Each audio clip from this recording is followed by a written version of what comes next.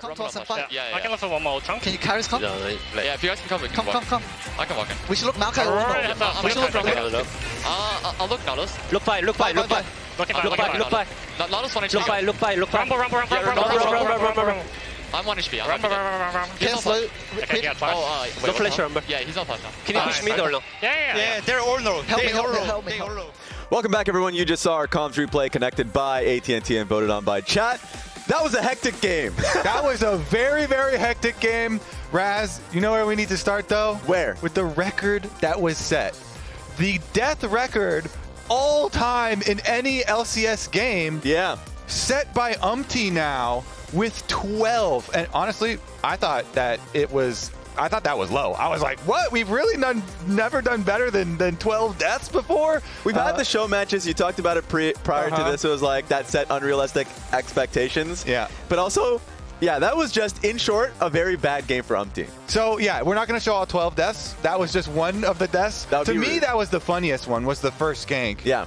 Because goes for the VIQ right in tower range, and then really good outplay from Quid, knocks him back in and gets the first blood, and just starts off what I think is a really, really strong game from Quid. But also, yeah, definitely a rough one there from UmTi, racking up the record for most deaths in a single game in LCS. And as the game goes on, you start to really see the 100 Thieves special, which is scrap after scrap, team fight after team fight. At first, it was like Team Liquid favored, but as the game went on, it was 100 Thieves dominant. And this one, I think, was really key, because this was the one where they really took control of the game. 100 Thieves get there first this time, and they actually attack what had been Team Liquid's biggest strength, Impact over Sniper. They even made a special in-game graphic to show just how big the difference had been with Impact over Sniper. But that play up at top that we had just saw, all 5 of them get there first. They threaten the dive, they get the early kill onto Impact, and they turn the entire story of the game in their favor after that. Then they snowball the fights all through. You know, they got that autocon afterwards, and I really liked the preparation there from 100 Thieves. And you're talking about like their tenacity, even when they were behind several thousand gold, 100 Thieves are going to fight their way out of it. And for me, for sure, Quid was player of the game for me. Like, it started very early, but also some of those team fights where he zoned APA and then 3 other Team Liquid members out of the team fight in some of these critical ones. You know, doing that as Jace while racking up a very nice KDA with a bunch of kills and damage dealt as well. I just like, Quid was very, very good this game. He really was, especially with like Ornn getting dove topside, some of the early fights definitely going in the favor of Team Liquid, like the 5 to 6 grubs that we got to see from their side. So all of these things were happening to them. Even FBI is like, oh, is that your damage done? You know, what's going on? Oh, yeah, that was kind of good numbers. Looking nice. So you have to be like extremely happy if you're 100 Thieves and you're coming out game 1 against Team Liquid with like an upset. Yeah, for sure. I mean, Sniper's all smiles there. We were showing beforehand, you know, some of the talk that was going back and forth. You had him on pros and stuff, getting into it. Now it seems to be all smiles here with the first dub. They could make this a pretty quick series, ending this one on 2, but Team Liquid will definitely want to push this one to 3 games. Azir, take it away. Thank you, Raz. Thank you, Kobe. I'm hoping for 3. I think TL definitely have it in them. They are the favorites coming into this series. UmTi definitely going to want to clean that one up, wanting to have a bounce-back game here in the second game. Of course, it is Fearless Draft, so we are going to have different picks.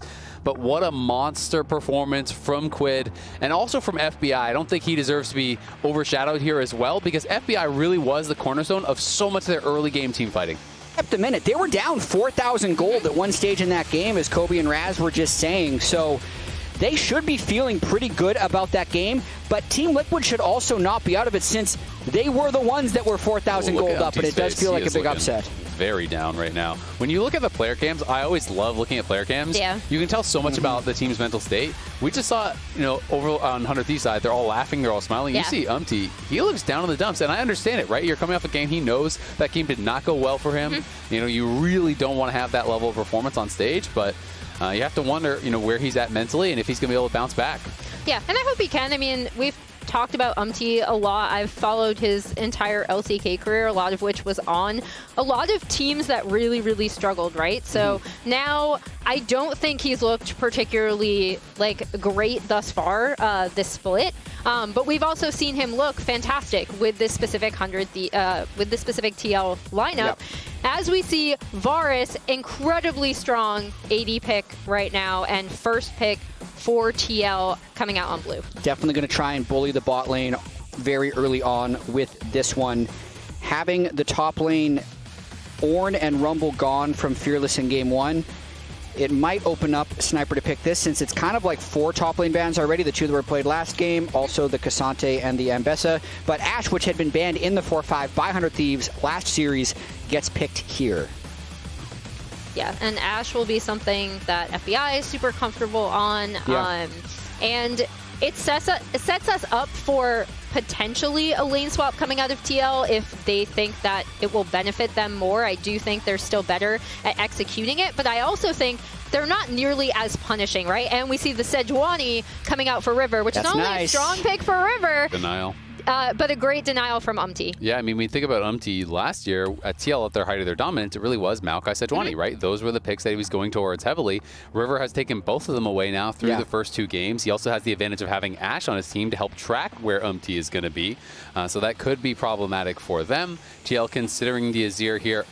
Pretty common to see these kind of pairings alongside Varus, especially if you want to go lethality. You do need a high DPS carry in the mid lane. And even though APA traditionally hasn't been much of an Azir player, the Azir he played in week 1 was pretty impressive. He did a ton of damage in that game. Yeah, he looked a lot better on it. He was really, really crucial in a lot of their team fights, even when they didn't necessarily look super coordinated. And we see the Zhao coming out for UmTi, his actual 3rd most played career all time. So we'll see if that fares better for him. Sylas, meanwhile, coming out for 100 Thieves, and there's already some great ults for him to steal. Yeah, there are, and I mean, it's the melee pairing with Sejuani, right? It's going to be really, really nice. The Crescent Guard, great to steal. Obviously, the Azir ultimate can be pretty powerful. It also can be a little bit of like a denial pick, you know, where it's like, okay, now you pick this. Well, you can't really take Gnar in top lane. You can't really take Alistar in the bot lane. You know, it kind of limits the champions that your opponents can take without being heavily punished by the stolen ultimates. I am really curious to see what Impact ends up going with, too, because I'm looking forward to seeing Impact as Fearless continues to develop because of the picks he has, like an old pocket pick Shen. He can pick Mordekaiser in the right situation. He might end up getting Renekton, but I'm actually a little surprised that they're going for support bans right now for the bot lane prio rather than really heavily trying to pinch Sniper's champion pool and set something up for Impact. There's 2 schools of thought, though, right? Because I actually think Core has been performing really, really well, and we've seen the impact he can have, pun not intended, on a lot of these picks. A, when he's roaming, and B, when TL are able to set up for those lane swaps. It's been Core who has been an absolute pest, harassing enemy junglers, harassing his lane opponents. Like, when he is able to get all over the map, it's awful for the opposing team. It feels really, really oppressive, and it's one of the reasons why I think TL are so good in swaps when they choose to go with them. So I'm also not surprised to see 100 Thieves removing the Lulu, who's incredibly lane dominant and also really annoying, and then the Renata, who we saw Core already perform super well on last week. It is interesting, though. I mean, you know, the Lulu, obviously, it makes sense here, but Lulu globally has 5 bans so far this season, and it's gotten banned in back-to-back games against Core. So clearly they are very concerned about this potential dominant 2v2 that they could play with those enchanters. Maybe that is info that they've been seeing a lot of from scrims, but I am a little bit surprised to see, you know, how much focus they're giving towards these enchanters throughout the first 2 drafts. I absolutely agree. It also means that if we go to Game 3, Lulu's still going to be available, even though it didn't seem like an incredible Lulu angle here. It would have to be an attack speed Varus. Both of those would be pretty exciting to see. I know Core obviously is a real grinder, is playing a lot of these. These are both very popular right now in high elo solo queue as support. Elise not really played jungle that much, but Pantheon can be flexed around to different roles.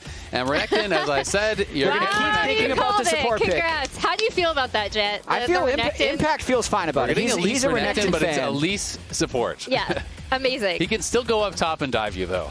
They kind of have to. If they go Pantheon, they're really heavy physical damage with just the Azir, so I think the Elise makes a lot more sense for the even jungle support 2v2s when you're fighting up at Grubs. Oh. But Pantheon's more comfortable. Okay. That's a lot of physical damage. weirdly, it's physical damage with Merc Tread's value, so there's still a choice that 100 Thieves would have to make. Yeah, and I mean, we did see CoreJJ last time he was actually playing this go for the Heartsteel build. He probably will again. You know, we'll see if it's going to be that. When you look towards solo queue, you do sometimes see the Heartsteel quite a bit now. You do sometimes see, you know, full lethality or the more bruiser. There's kind of different approaches, but I wouldn't be surprised to see him just going Heartsteel, you know, acting as kind of a pseudo frontliner. You have the E to soak up a lot of that damage to be able to block things out. Gnar, of course, makes a lot of sense here as a pick.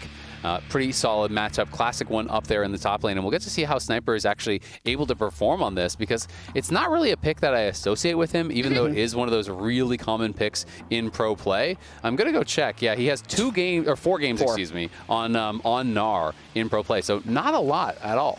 Yeah, and the thing to look out for with Sniper, I think we saw some really good teamfight targeting and selection from him in some of those fights. We saw some iffy ones. I don't know how you guys feel about the orange Sniper coming out. Didn't look good early on, was set far behind, but I did think he was contributing a lot more. Giving him a he won out of 10. Wow. Yeah. but the Gnar test is, for me, obviously a lot of it is about lane, but for Sniper specifically, it again is going to be how he's joining up in these 5v5 fights, because I still think that is how you take down TL. That is where they've shown themselves to be vulnerable. That's what allowed you to win game 1. So when I'm judging his Gnar, I'm actually going to be looking at his bar usage and when he's coming into these fights. I would expect his Gnar to be a little bit better than his Ornn, to be completely honest. The Ornn, it definitely felt like he was trying to, you know, sprint in flip-flops. It was one of those things where it's just not a perfect fit for him, but I think the Gnar could actually be much better. He's wearing Crocs all the time. You think he'd be used to those. You can kind of sprint in some Crocs. One thing I do want to point out going into this game as a stats update, because we were like, what is it going to take to get the Ruinous Otacon? Okay. We had the most kills before 14. In the last game, it was 15. The previous was 11. So we need to get more than 15 kills by 14 minutes. Well, we'll see if they're going to be able to do it, but FBI is back on 100 Thieves. Sniper talked about on pros what he brings to the team. Let's take a look. When I first heard that we got FBI, I was like, Tomo played so good, like why do we even replace him, you know? I was like, I kind of missed Tomo in a sense, but then after I like met FBI and like we started playing together and everything, he's just been like an amazing teammate. Like he's probably one of my favorite teammates that I've ever had. Whenever I'm feeling low or anything, he just brings the energy to the squad, and we have like really productive days, and that's like a make or break, you know, for just everyone on my team. So I'm very grateful to have FBI on the team. Yeah. And we heard that echoed in the coaches interview as well, although they're also throwing shade at FBI for still being a gremlin a bit. But I think the big thing to me is if FBI is on the team and able, when 100 Thieves do get over aggressive in some of these fights, to kind of reel the team back in. That was an issue that we saw them having in these best of fives last year, that it just, obviously the 1 game sample size from this series, they were able to come back, right? And it was through team fighting when they did kind of overextend, although sometimes it's FBI who is overextending.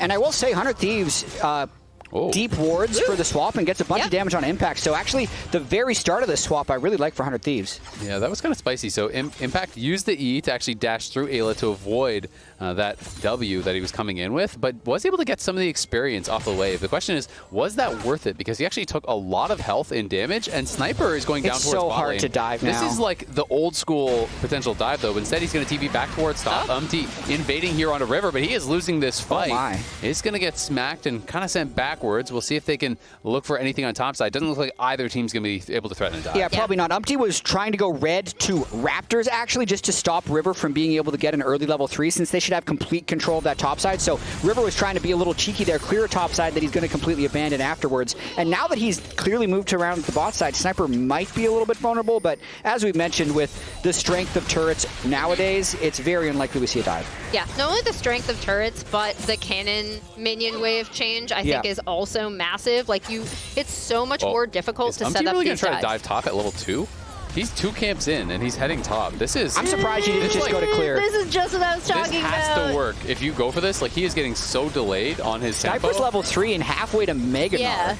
I mean, Core is really strong on the Pantheon to be able to go for this dive. We'll see if they can execute it. They're going to look for it. Sniper is going to hop back. He does get stunned up. Will flash. Flash to follow there from UmTi. Ignite goes down, and they should have him. The piercing arrow comes through. UmTi claims first blood. Down on the bot side, they're looking to pull off a dive as well onto Impact. Impact in some trouble here. They can potentially set up this redive. They should be able to do it. Eyla just needs a pull threat. Does have it. They're going to be able to give it to FBI. I mean, interesting sequence right there. I'm a little bit surprised Sniper didn't just stay under the turret. Make the turret do a little bit of damage for you so that you can then teleport back and they have no chance of having a threat again. Although he'd already teleported to the top wave, I still think just staying under the turret and making them take turret shots is worth it. And these are some of our TL patch notes. People have been talking about, what some of the reasons that, hey, maybe we don't think TL is as strong as last year. Lane swaps kind of have been nerfed. They were really good at managing these super complex situations last year. They are a little bit more simple, right? So that has been kind of changed. People have also brought up some of the question marks about, the depth of their champion pools with Fearless. That's another point. The other one that I have heard echoed, by a number of coaches and teams is that they believe the weakness of TL is their team fighting, and with the addition of Otacon and the additional objectives, the game becomes objective team fight, objective team fight, objective team fight, and you're forcing TL into this situation and pushing them away from that creative map movement and mastery they had over the mid-game last year. And I think we've seen the team fighting weakness in every game they've played so far this split. It happened even when they 2-0'd. They were having some close team fights while heading gold. In that last game one, they were 4,000 up and then lost. Well, and UmTi is up here. FBI could be in trouble, have to flash back early, and the heal is committed. So UmTi gets that dive on top side, grabs first blood, puts on a little bit of pressure, and gets a couple summoners for it. Ayla going to look to try to interrupt that, but Core says, nope, my jungler is not having his tempo rune today. We'll go back to base. How good does it feel to have Core on your team, honestly? Pretty damn good, not going to lie. Sets up first blood for his jungler, lets him base in peace. I thought Quid might be heading up here, kind of cheating topside, but it doesn't look like they're going to set up anything as Eyla and FBI are going to push in this wave. Yeah, and even though they've swapped and kind of swapped back, Team Liquid, I would say, has a slight advantage here. I think Yeon and CoreJJ are very comfortable. Having the flash down from FBI makes it a pretty quality lane for them to gank if UmTi makes his way up yet again. And then also just Renekton versus Gnar. No one had a big experience disadvantage early on. They both died to turret dive, so even though I thought Team 100 Thieves had a pretty good start to lane swaps, I think it's neutralized by this point. Yeah, definitely pretty neutral. I'm going to be interested to track the flash timer for Core because that is desynced with the flash from FBI. So maybe when that comes back up, you can pull up UmTi. They'll both have flash on that timer. FBI will not. Even with cleanse, it's very hard to escape from that. So it would be interesting. 100 Thieves, though, going to be over here onto the Grubs. They are pushing up top. They're trying to push out middle. You can see that UmTi is down on the Dragon, trading that. I see his Prow here with the Renekton. Core looks for a little bit of a poke, trying to see if he can steal away a Grub or something, but no such luck for him. Yeah, once again, it just looks like they're going to trade objectives on either side of the map, kind of leaving the feats up to the next round of neutral objectives. Yeah, just going to be able to grab, one of the 3 objectives that they do need. Both teams, of course, at 1 kill. So 2 kills away, 2 objectives away on both sides. Sniper, a rough trade there as he does get hit pretty hard. Quid going to go in, steals the ultimate. River is in the area, but it's just the ultimate for nothing from APA. Notices there's going to be some pressure, just lets it rip, keeps his health high, and is going to be able to get this wave in very likely. Yeah, and Sniper is definitely a little bit on the back foot, but he will probably still be fine. His teleport will be up soon. I like how Impact's actually freezing the wave at the moment, though.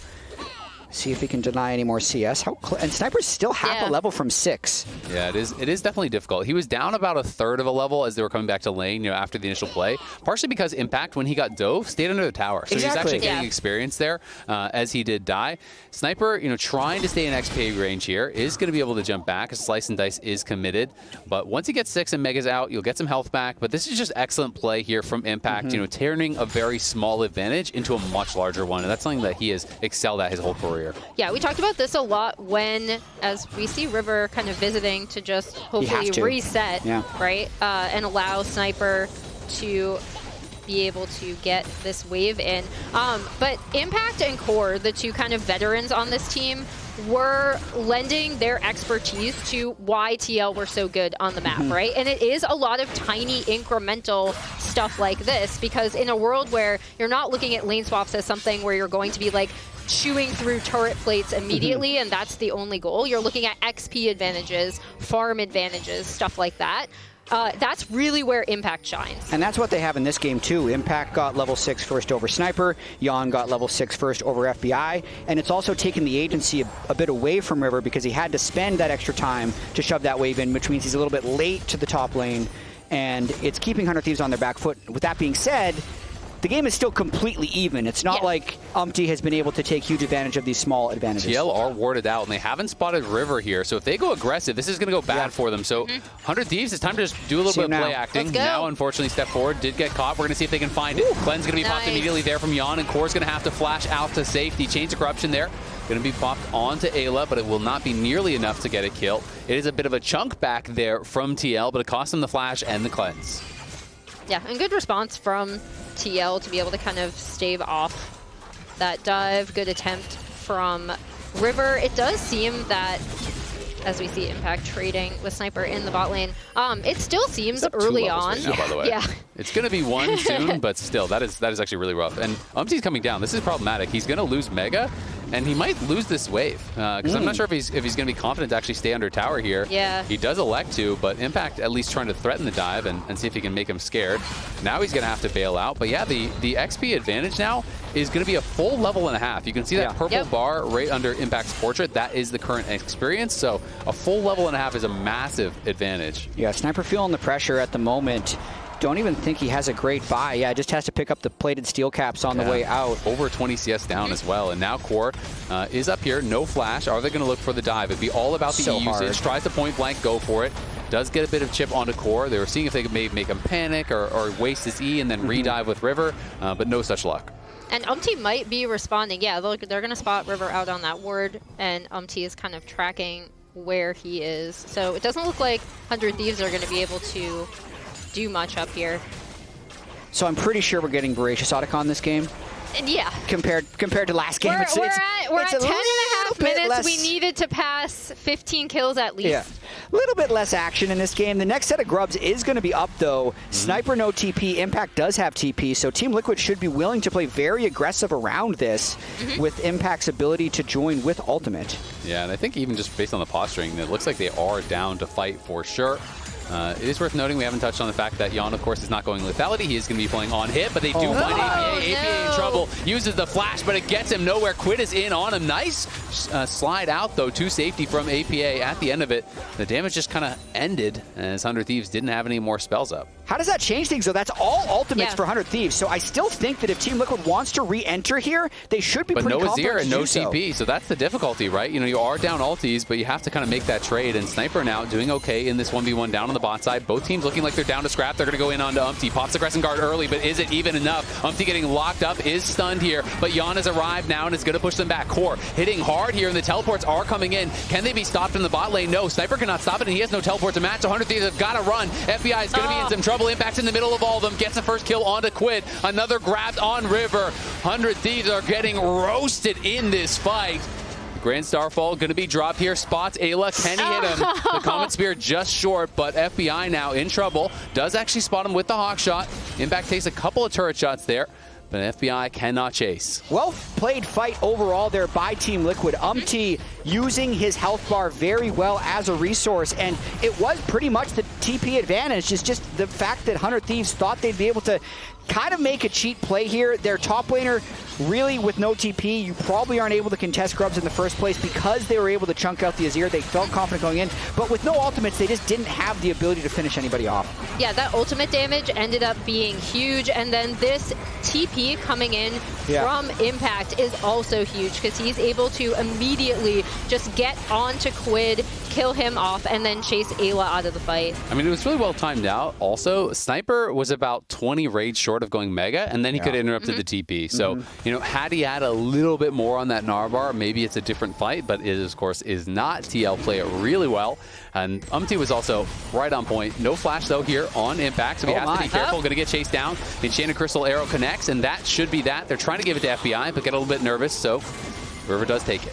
It's still a really nice play by 100 Thieves, just punishing the cooldowns that Impact had expanded. That is the game of League of Legends. One team has a turn, the next team has a turn, and then 100 Thieves use their turn extremely well. You almost want to take this, right? Because especially if they could have given the kill over to Sniper or FBI, with this Drake being able to be secured. Yeah, and the end result from all of this, like, back and forth is that it's 3-2 in kills. TL did claim that feat of warfare on the top side, but it's 1-1 in Drakes and 3-3 in Grubs with no first turrets taken either. Yeah, so 100 Thieves only one objective off, you know, that feat, and then it would be all up to that first tower. So we'll see how it's going to go in these next couple of minutes. APA playing well, you know, has a nice little farm advantage in his pocket here and just kind of scaling up on the Azir as you would hope he could. FBI is still working on that first item, and Sniper down alone on this bot side, has no Gnar bar. UmTi is heading down in the area, but Eyla is here to cover, so I don't think there's really going to be an angle for anything other than a plate.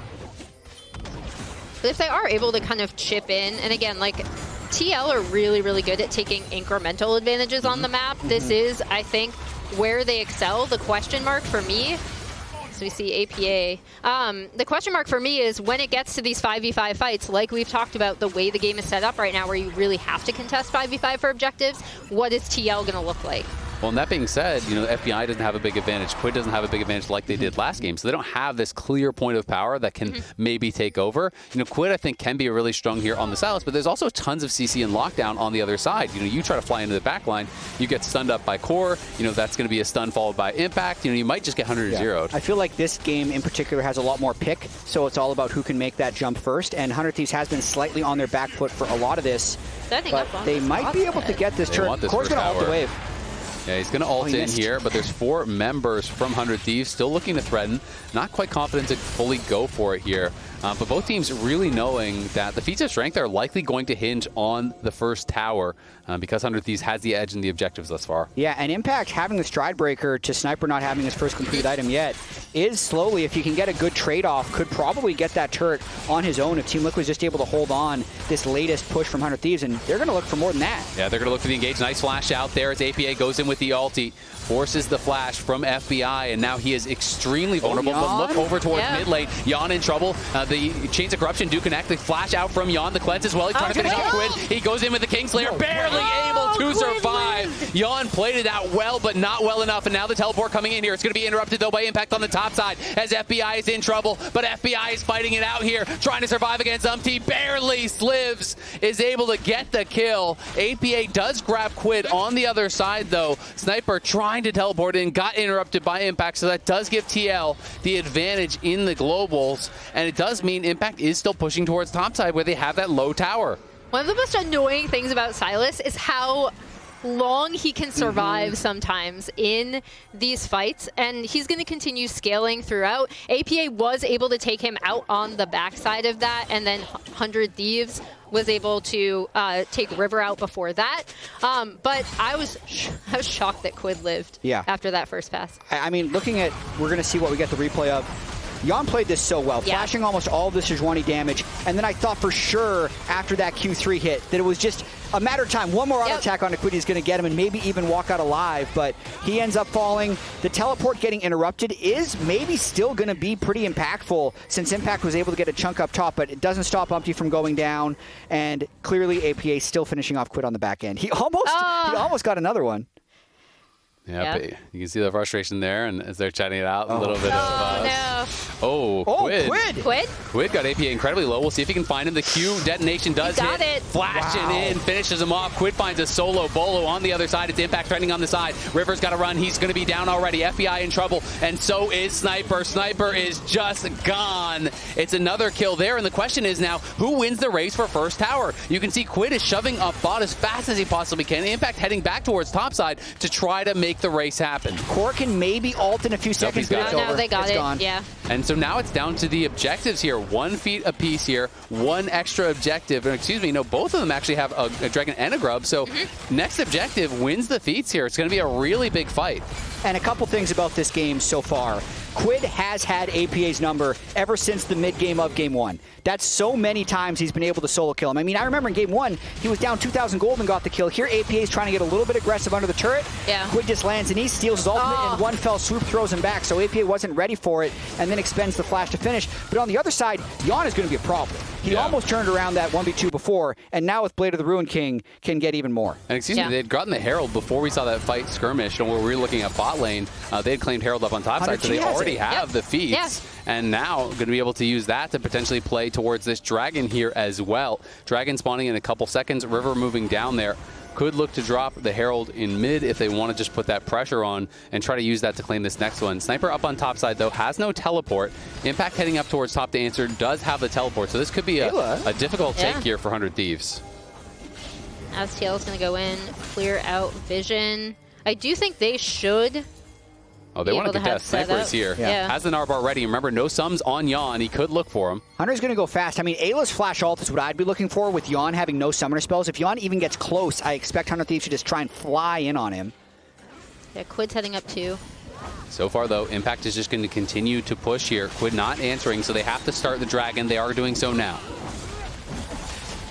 Okay, Sniper's going to have Meg at a really good timing. This is so hard for TL to contest. Yeah, I mean, they don't have to, though. They could just give up the Dragon and allow Impact to try to take this tower top, but he's positioning like he wants to join. He's going to TP in now. They're looking for the fight on the bot side. Core is actually scrapping out with Quid. Quid going to be winning that, of course, though, as the ultimate comes out from River. Doesn't quite connect. UmTi going to be slowed down as they're just poking away. The Dragon has been secured by 100 Thieves, so they don't really even need to fight, but UmTi's going to go back in. Going to get Gnar against the wall, and Quid re-engages, pops the Crescent Guard. Quid is surviving and is knocked down. UmTi. Impact's in trouble as FBI is firing on the side. FBI trying to threaten, steps back. APA uses the ulti for a disengage, but FBI is just going crazy. There's the slows coming in from River, and FBI is cleaning up the fight, taking over on the Ashe. That was such an interesting fight to watch because there was so much caution about both teams engaging first, until UmTi just says screw it and flies in, and it's disastrous. And it's another case where we see UmTi being a little far ahead, because I'm thinking, okay, they're going to play this slowly. They're going to really want to wait out that Gnar bar, right? That's what you do not want to get kind of walloped back by this Mega Gnar, but UmTi goes in, he sees the angle, ends up getting stunned, taken out really quickly. Meanwhile, FBI completely untouched, able to do damage, and even with the sweep from APA, 100 Thieves are still able to clean this up. Yeah, and I think a crucial thing there is that Yeon was without his flash, so he never felt comfortable to really move up into big damage. Boom, boom, boom, boom, boom. That's kind of shot calling I want to hear from my veteran leader. Veteranship. Look at the damage in that doing the damage, yeah. I mean, boom, boom, boom, boom. Impact having no flash as well was such a big deal because he couldn't really threaten the Ashe. You could see he was trying to step forward and threaten in zone, but lethal tempo is fully stacked. You know, this is a 2-item Ashe who is just rocking them in that fight, and now TL in a very dangerous position here. You know, they are tied in gold, but this is match point for them here. They do not want to be knocked down to that lower bracket. I mean, qualification to be able to play in another country, and 100 Thieves is there. They're going to be there every single time. We were thinking, remember the winner of this is guaranteed top 2 as a seed going into the America stage of competition. One more win here from 100 Thieves, and they knock TL down to the lower bracket and qualify themselves. And I think we're also seeing kind of why people were... and they're going to go for the dive here on Impact. The teleport's coming, but it's not in time, I don't think. Sniper goes for it, gets the kill. Core on the other side fighting Eyla. FBI lets the arrow rip, does not connect onto anyone. 100 Thieves now have to play this a little bit slow. River being forced to flash back as APA was just crushing him. Quid barely does not get hit by the wind, becomes lightning there, and UmTi cannot follow in. It's 1 kill for 0. 100 Thieves. Oh, UmTi might be able to... Nope. Oh, just barely, and Sniper can hop out. For as strong as Impact was in the laning phase, 100 Thieves has punished him very well in team fights, and especially in that side lane. This was a flip of what we're used to seeing from Team Liquid. It's actually 100 Thieves whose macro, I feel like, has been really good in these situations. Oh, Quid, Chains of Corruptions, going to be stolen and connected onto Yeon. Had to cleanse because he knows if the Abscond Abduct comes through, he's going to die. You know, they trade the ultis, but he loses the cleanse, so that is very concerning now for Yeon because, again, he can be a big target in this next fight. And I hope I don't curse them, but the big thing that I want to talk about with 100 Thieves... Says woman who has cursed 100 Thieves many times before. Oh my gosh. Now that I brought it up, it's never going to go away. Is that they actually have, yes, they've had kind of their like step forward, we went a little too aggressive moments, but they have been able to reel it in, and they've been a lot more patient, like on that top side 1 for 0, right? It feels like a situation where maybe last year's 100 Thieves would continue to go in, potentially lose that fight to TL. And so I think we are seeing kind of a modicum of patience from them that we're not always seeing from TL, especially with UmTi kind of always being ahead of the play. They've been team fighting exceptionally well, and they're going to be going for another small engage. River going back in, does proc it. You can see the Crescent Guard has been stolen. Core trying to keep him away from Yeon as Quid's trying to get in the backline. Crescent Guard does have to be popped. Core, nicely done, zoning the 100 Thieves mid laner away. Impact is pushing bot lane, so they really just need to buy time. UmTi trying to catch up, though, has the speed trying to do it. Can't quite get in to finish anyone off. Picks up a couple roses, and 100 Thieves will be sent back. Really small win there for Team Liquid. Quid thinking he was going to be very strong by stealing the Zhao ultimate, but they just didn't have the damage to pull anything off in that engagement. So I think we're probably in a bit of a waiting room until the next Infernal Drake, because Otacon is a little bit too dangerous to take, I would think, even though Varus will kill it very fast if 100 Thieves doesn't have vision, and then the Drake will be soul point if 100 Thieves can get it. One thing I will say, the objectives are going to melt to Varus and Azir, and it's super hard taking Otacon, when the opponents have Azir and they start it first, you have to walk through that corridor, and the soldiers just kind of cover it so well. It's not like Baron where you have all these extra angles to approach from. It's much harder to approach late against some of these champions that control space well. So it'll be interesting. I do think it's very risky, and especially when it is match point here. FBI getting poked very low as Sniper and Impact going to be battling it out. Impact looking like he was getting the better of this early. Flashes back in. Sniper flashes out, but in comes CoreJJ. The reinforcements have arrived, and CoreJJ makes the difference. No fair. Impact brought a friend, but CoreJJ and Impact set that play up together. Sniper could have probably flashed out and maybe had a chance of living, but that's going to be all it takes to get the Drake. And CoreJJ is, again, like, he's such a pest, like, he's such a menace on champions like this, right? Where Pest he is such a funny word. Sorry, I've been watching too much hockey lately. The 100 Thieves are able to respond by taking that topside turret down as well. APA going to get some damage on this bot side tier 2. Actually, he's going to be able to take it down fully, so that's an even trade. So, TL still in it. Absolutely. It's a very, very close game. TL, in fact, up a couple hundred gold. Yep. Both teams have 2 dragons. Both teams have 3 grubs. It is as even as it gets. It's going to come down to team fighting. I think it might be a one-fight game, because if one team can win the next fight, it's likely Otacon Baron, and then it might be insurmountable. So both teams are very hesitant to make a big play. There's flashes on all of the main carries. Yeon's cleanse is almost up again, so it's also going to be a little bit difficult to force a fight with all the summoner spells being up for the carries that people are trying to catch. 100 Thieves are sneaky starting Otacon here. And they're showing their main carries who you would think they would kind of want to be able to take this down, but it does die. It doesn't do much damage at all if you dodge those abilities. River and Sniper working away. It's down to about half health here already, and now Quid is moving up. They're just going to try to burst this. TL gets the information now, but is it too little? Is it too late? UmTi trying to run through, but I don't think they can get here in time whatsoever. Nicely done. They just take it away. Good. Nicely done. Really, really nice posturing from 100 Thieves to kind of hide. Teleporting in on this. This is really dangerous. I mean, he was trying to force with the Otacon GA, but that was a freebie if I've ever seen one. Talk about a delivery.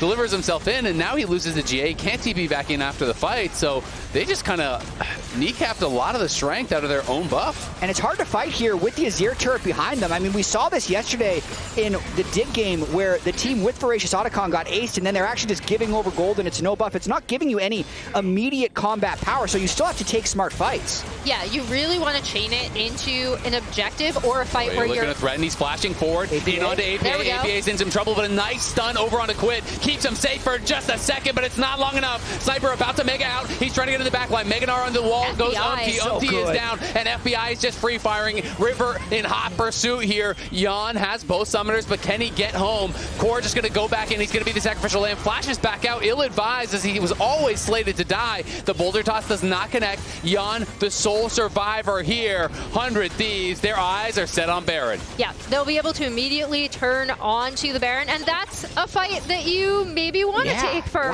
Voracious, right? I think, again, 100 Thieves coming out on top of these fights, really being able to protect their carries has been the main difference for me, right? And like, obviously, well, I said I was going to look at snipers like Gnar usage, rage usage, etc. I think River and Quid and Eyla in these fights have also done a lot instead of FBI.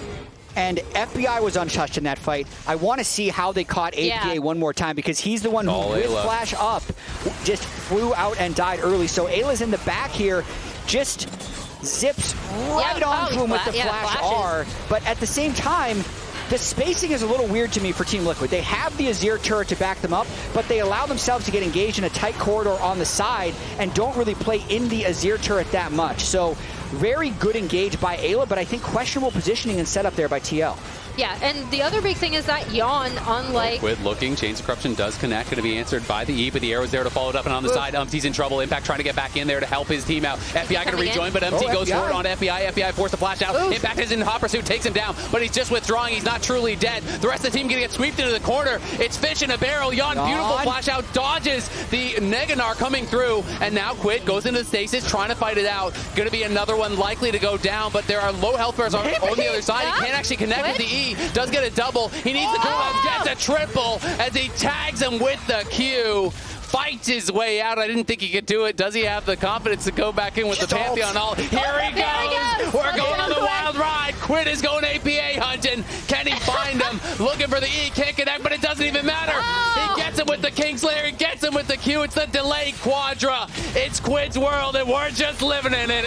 Quid is too damn good. He's got the upgraded boots. He's just stealing ults left and right. It was 1v3 by the end of this, what looked to be failed engagement before Quid absolutely turns the tides. Yeah, and the big thing is, even with them it looking like 100 Thieves is going to be able to go in, no, FBI finally gets taken out of the fight early. And that could have been a disaster because your main damage dealer is down. Flash gets burned on Yeon from Sniper's Gnar, and at this point you're thinking, man, that's a bit of an early stopwatch. Maybe this gets turned around, but he's just level 17, low Sylas cooldowns, flying around. That blast Q onto Yeon really caught him by surprise. And then his Proto Belt comes back up for the final Pantheon ultimate, so he just had too many gap close spells. I believe he got the little helpful. We're back to live, and we're back to Impact dying in the picture-in-picture. Yeah. Impact going to get chased down here, very likely. Level 16, pops the ulti, doesn't even matter. 100 Thieves, full control over this game. It's 2-0 time. Yeah. Yeah, it is getting dangerously close to that. TL now need to find some sort of answer here. If anyone was predicting a 2-0, it was for TL. And 100 Thieves are making it happen. UmTi on the deep flank here, but they are down a member. Not sure if it's the right time to go for it. They're going to look for a sniper anyway. APA trying to follow in. Does have a lot of damage, but there's the ulti turning around now onto UmTi, and now UmTi has no real way out. The Azir tower is going to get summoned. Yeon on the side is going to have a nice sidestep on the Absconded Duck, but the Crescent Guard popped there by Quid. Quid standing and fighting against CoreJJ, and we know who wins this one. We've seen it before. Sniper in the backline trying to stay alive. FBI stepping forward, though. FBI is untouched, and in comes River, slowing him down, setting him up for FBI to knock him down. 100 Thieves win another fight on the doors of TL's base. You can really see the difference from FBI in these fights. He's so stable. They're setting up for him so well. And I do want to know who had 100 Thieves as a 2-0. Brag about it in chat, because they are winning these team fights, and they're doing it like surprisingly cleanly, in my opinion, because we knew that this is a team that likes to team fight. They like to skirmish, they like to team fight. Grayson, Golden Glue said that's something that he really wanted them. He loved out of them last year. But this is, they're being so much more stable and patient about it. And it's the natural growth that you would hope to see out of a team that retains the majority of their roster. And it's a team that got completely slept on in the offseason, because if we think about the surge they had at the end of summer to qualifying for Worlds, and then because Worlds didn't go well, it's like, that must have been a fluke. That it wasn't a fluke that they lost. No, it must have been a fluke that they were ever good in the first place. But they're proving that wrong, I think, a little bit here.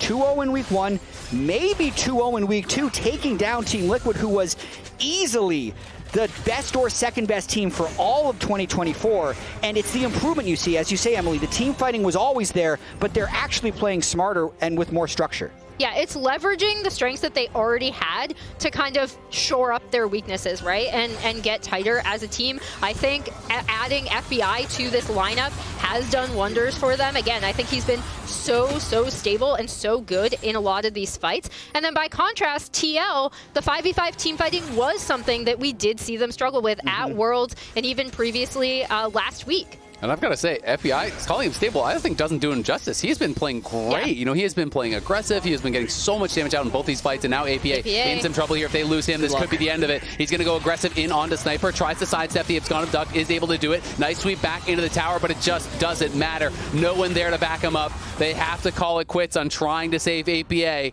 They are going to be without their Azir for 50 seconds. It's a little bit strange with some of the things we're seeing out of Team Liquid. We saw almost exasperated APA in Game 1 when he wasn't able to make the Aurora flanks. And a move like that with, yes, the game is still in a bad spot, but he's going to be down for the Baron respawn, and their bot inhibitor is going to be out. That's not the spot where he needs to be in this situation.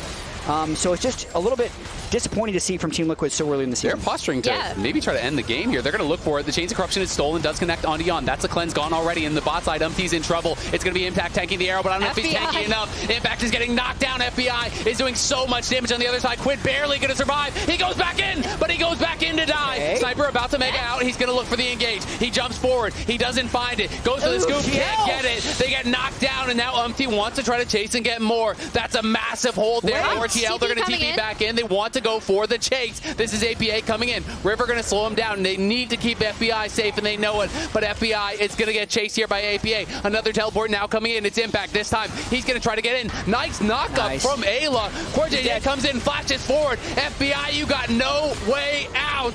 Eyla will escape over the wall. There's minions, though, down in the bot lane. They will have to answer them eventually, but not before they head to Baron. And this is so frustrating. Like, it's good. It's great for TL, right? Like, they are going to come away with the Baron. But it's so frustrating because we were like, okay, 100 Thieves, they have the perfect Baron setup. They just took out bot inhib. They can go up, they can get Baron, they can close out the game. They go for the end up getting separated. Quid dies on the top side of that fight. Sniper misses that Gnar when he goes forward, and TL are back in this. They really are. They can probably take this Drake too. Great teleport coming in now. It's UmTi going to look for another play here. They're double TPing in. They're going to look for it. We'll see if they can find anything. Doesn't look like it. It's just going to be a play towards the dragon. They want to see if they can get a pick here. They're both waiting in this brush, but Sniper has no rage bar. Gets a little bit of a chunk there onto UmTi. They're playing around here with Eyla. They'll go back for the dragon. They're just trying to buy time for FBI. The double TP cost Team Liquid about 5 or 10 seconds because if Team Liquid was able to just 5 before that Drake, they get it for sure. Whereas if 100 Thieves gets it, they get Infernal and probably take control of the game again. Sniper on the dragon. He's trying to charge up the Gnar bar. Knows he's going to need it for the fight, and now FBI is coming in. Flash forward. They catch River. Are they going to have the damage to take him down? FBI is back, and now APA is getting turned around on. FBI is free firing. You got the jungler. We got the Azir. Quid is going to the backline. He's incredibly low. Yeon standing, firing. There's a flash forward from Eyla. He catches him. Can Sniper get in? No, he's going to get stunned up by Impact. Beautiful deals from him. UmTi in the backline gets a double. Quid barely still alive. Sniper limping out of there. TL win the fight. Heroics from the front line and from Yeon. Oh my god. TL is so clutch right now. Man, I've got to say, these stuns coming out from Impact and Core are so well timed, constantly saving their carries. That is beautiful frontlining. Yeah, and that has been the difference maker, right? Because Sniper on this Gnar really has not been able to set up as well as this Renekton and Pantheon have. Especially when you think, okay, FBI is going to be able to free fire on the back half of this fight. They take APA out. Sniper looks like he has good entry here. Yeah, Yeon is playing this so well, though. He's dodging any major CC from Sniper. Even though Eyla hit him, it wasn't able to get chained. And with the Terminus and the Jack Show and the QSS, he's very difficult to pin down. It's that late game bruiser Varus. I'm just so impressed by how perfect the CC chain was on Sniper as he goes forward. Right at the moment that Yeon was vulnerable from Eyla's engage, it's a Renekton stun, no overlap whatsoever, like almost pixel perfect chain into the Pantheon stun in the heat of that team fight, to be watching the stun bar, to have it perfect overlap there, you know, not waste it at all, keeps Yeon safe, and that's really the difference maker, because when they lost to APA early, I thought the fight was cooked.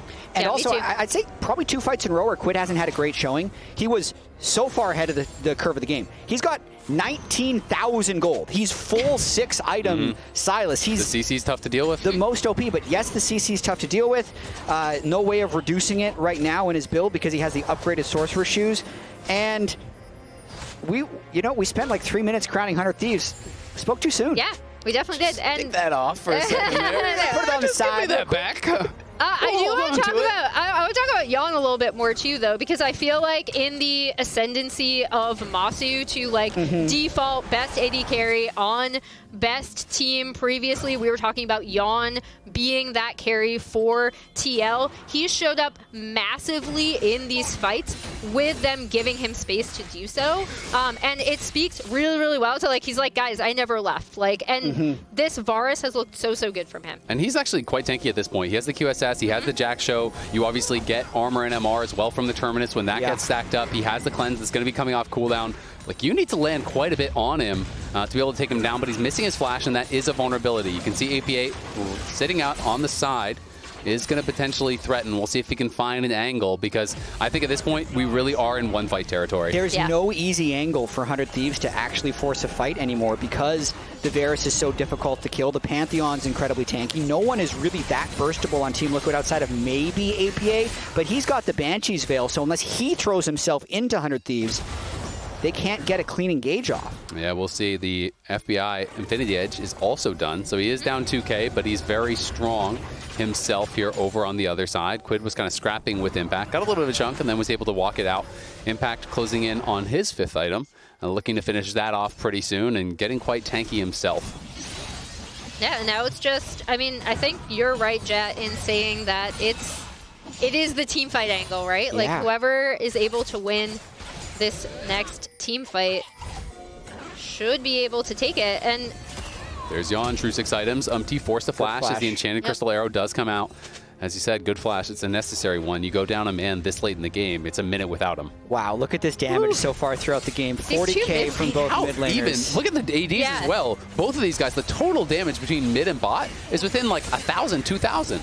That's crazy. What a beautiful game this has been so far. It started off a little slow, but my God, did it accelerate fast. Baron in 55 seconds. It's still 100 Thieves holding most of the good position, and FBI does have that long-range arrow that might be able to pick people off, but let's think. They almost got UmTi, that burned his flash.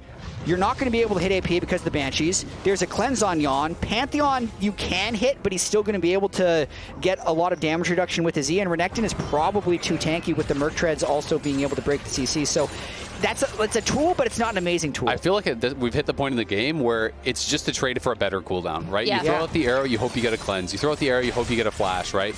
Because unless your whole team is there to instantly capitalize, it's unlikely, as you're saying, to be able to get that easy kill here. But both teams now on Soul Point. UmTi has to be careful about his positioning. Remember, he doesn't have that flash to retreat.